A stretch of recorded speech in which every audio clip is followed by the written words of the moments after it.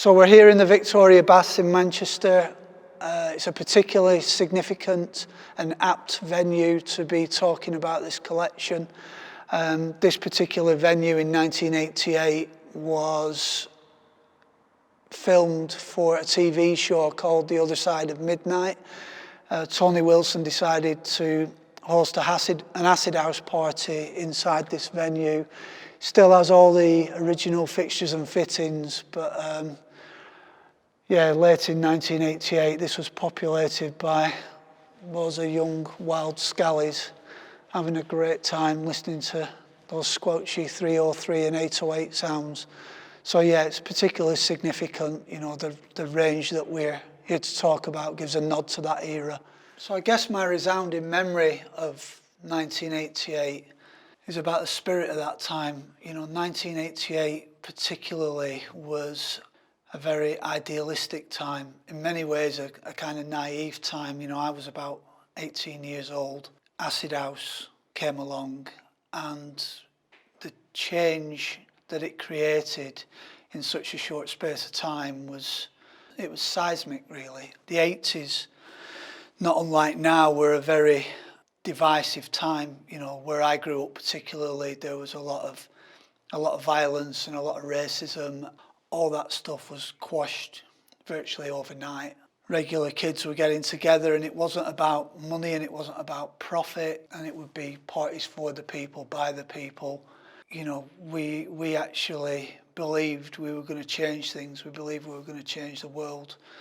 And it started out that way, and you know, that's my kind of fondest memory of it, really. It was just a very special time. It was very upbeat, and there was like an unspoken code of conduct amongst us all. And it was almost like, if you're in here doing this with us, you must be all right. You know, I was at the first acid house night in my hometown in Blackburn, and a gang of us went back to a guy's house for an all-night party, and there was probably about, 40, 50 people in the house that night.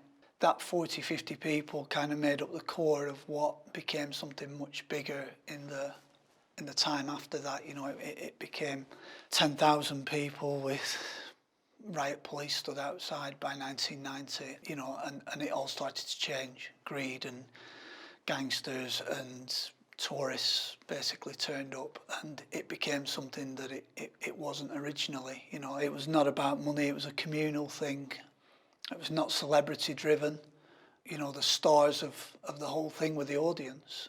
You know, the superstar DJs didn't appear until the 1990s, when the whole thing kind of became commercialised, in my view. You know, back in those early days, you know, Mike Pickering would play a set in the Hacienda, and then he'd come out of the DJ box and come down and get up on a podium with everybody else. It was kind of a communal thing, and I've never really known anything like it. And the thing is, it wasn't a niche thing either. It started off as a niche thing, but it became something that kind of affected everybody. It affected the way people dressed, you know, and then, you know, the bands that came around at that time, you know, you had bands like the Happy Mondays and the Stone Roses, who were, you know, they were regular kids like we were. They dressed like we did, and, you know, that was coming from an era where you'd had these kind of big stadium bands like U2 wearing leather waistcoats and going off to the Joshua Tree or whatever. You know, me and my mates couldn't relate to that stuff, and